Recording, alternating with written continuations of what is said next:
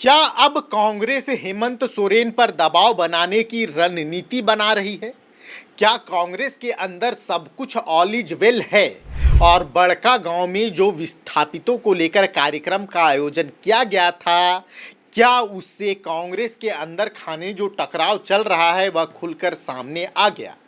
आज इन चीजों पर विस्तार से चर्चा करेंगे। बड़का गांव के विस्थापितों की समस्या को लेकर कांग्रेस की तरफ से एक बड़ा कार्यक्रम का आयोजन किया गया।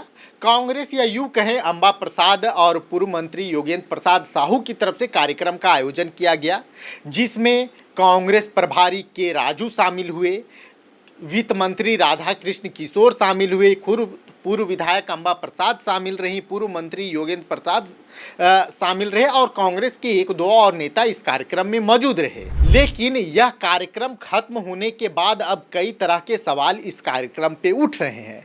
जब आप बड़का गांव विधानसभा की बात करें तो बड़का गांव विधानसभा 2 जिलों में पड़ता है, हजारीबाग और रामगढ़ के जो क्षेत्र हैं मुख्यतः वहाँ बड़का गांव विधानसभा इन दोनों जिलों में पड़ता है और इसीलिए कार्यक्रम का जो आयोजन किया गया था वो दोनों जिलों में किया गया था। जब आप वहाँ के विस्थापितों का दर्द समझेंगे, उनकी परेशानियाँ समझेंगे, उन पे जिस तरह का अत्याचार हो रहा है वह सुनेंगे, तो आप समझेंगे कि झारखंड में विस्थापन कितनी बड़ी समस्या है और कांग्रेस भी इस बात को जानती है। इसलिए प्रभारी के राजू भी विस्थापितों का दर्द समझने के लिए पहुँचे थे। हम आपको पूरी कहानी विस्तार से बताएंगे, लेकिन पहले आप समझिए कि कार्यक्रम का आयोजन कहाँ कहाँ किया गया था। कार्यक्रम का आयोजन सबसे पहले छाई डैम क्षेत्र रसदा शिव मंदिर के पास किया गया था। पतरातू यह रामगढ़ जिले में पड़ता है। उसके बाद गोंदलपुरा यह बड़का गांव हजारीबाग में पड़ता है। छोटका चोपा बड़का गांव हजारीबाग में पड़ता है। बजरा टाण ये केरेडारी प्रखंड हजारीबाग में आता है। बेलतू बाजार ये भी केरेडारी हजारीबाग क्षेत्र में पड़ता है। बसरिया बाजार में भी कार्यक्रम का आयोजन किया गया था। पगार में भी आयोजन किया गया था। चंद्रगुप्त परियोजना का जो क्षेत्र है केरेडारी प्रखंड में पड़ता है, वहाँ भी इस कार्यक्रम का आयोजन किया गया था। यहाँ पे कांग्रेस नेता पहुँचे और उन्होंने विस्थापितों के दर्द को समझने की कोशिश की बड़ी संख्या में, क्योंकि पूरे दिन बारिश हो रही थी। इसके बाद भी बड़ी संख्या में विस्थापित रहिए तो वहाँ पहुँचे।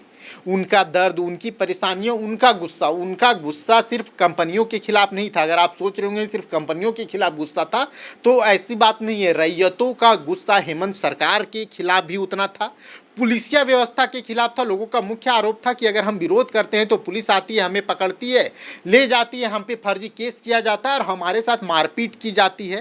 कंपनियों के जीएम के खिलाफ भी उनका गुस्सा था। डीसी एसपी के खिलाफ तो भरकर आक्रोश भरा हुआ था। हेमंत सरकार के खिलाफ गुस्सा था। बीजेपी जेएमएम कांग्रेस के जितने स्थानीय नेता हैं उनसे वो नाराज थे। हम पत्रकारों से भी नाराज थे। उनका कहना था कि उनकी आवाज़ अब उस तरीके से नहीं पहुंचाई जाती जैसे पहुंचाई जानी चाहिए थी। सब बिके हुए हैं, उनका एक कहना था। लेकिन अब कार्यक्रम पर वापस लौटते हैं। कांग्रेस इस कार्यक्रम को बड़ा बनाना चाहती थी। मकसद साफ था कि हेमंत सरकार पे दबाव बनाना, क्योंकि इस कार्यक्रम का मुख्य मकसद राज्य सरकार के खिलाफ जो लोग थे वो काफ़ी नाराज थे और कांग्रेस जानती है कि उस क्षेत्र में अगर सरकार के खिलाफ जो नाराजगी है उसे खत्म नहीं किया गया तो आने वाले विधानसभा क्षेत्रों में कांग्रेस को भी मुसीबत उठानी पड़ सकती है। कांग्रेस इस बात को अच्छी तरीके से समझती है और इसलिए के राजू भी वहां पहुंचे थे। जैसा कि हमने आपको बताया कि 2 जिलों में कार्यक्रम का आयोजन किया गया, क्योंकि बड़का गांव विधानसभा क्षेत्र 2 जिलों में पड़ता है। लेकिन हैरान करने वाली बात यह है कि रामगढ़ क्षेत्र में जब कार्यक्रम हुआ, प्रभारी वित्त मंत्री के रहते हुए जो रामगढ़ विधायक ममता देवी हैं वो कार्यक्रम से अनुपस्थित रही। हो सकता है व्यस्तता हो। जब हजारीबाग में कार्यक्रम पहुंचता है तो वहां के जो जिला अध्यक्ष है जेपी पटेल वो भी कार्यक्रम में अनुपस्थित दिखते हैं। इन दोनों जिलों में जब कार्यक्रम का आयोजन किया गया तो जो कांग्रेस का पार्टी के प्रखंड अध्यक्ष तक के अधिकारी हैं वो भी इस कार्यक्रम में नहीं मौजूद थे। इतना कोइंसिडेंट कैसे हो सकता है? और इन सब के बीच गौर करने वाली बात यह है कि जो प्रदेश अध्यक्ष हैं केशव महतो कमलेश, प्रभारी उस कार्यक्रम में मौजूद थे, लेकिन प्रदेश अध्यक्ष उस कार्यक्रम में मौजूद नहीं थे। जितने बैनर पोस्टर लगाए गए उसमें आप देखेंगे कि अंबा प्रसाद दिखेंगी, उनके पिताजी दिखेंगे, के राजू साहब दिखेंगे, वित्त मंत्री दिखेंगे और इरफान जी की भी तस्वीर कहीं कहीं आपको देखने को मिलेगी। जानकारी जो निकल कर सामने आई वो ये थी कि इरफान जी भी कार्यक्रम में जाने वाले थे, लेकिन फिर शायद इरफान जी को लगा होगा आजकल मुख्यमंत्री जी के गुड बुक्स में काफ़ी हैं, तो उन्हें लगा होगा विस्थापितों के कार्यक्रम में जाएंगे, वहाँ सब मुख्यमंत्री के खिलाफ बोलेंगे तो जो हेमंत जी के सामने जो छवि बनी है वो थोड़ी धूमिल ना हो जाए। शायद हो सकता है, कई और भी कारण हो सकते हैं, मैं इसे स्पष्ट तौर पर नहीं कहना चाहूँगा।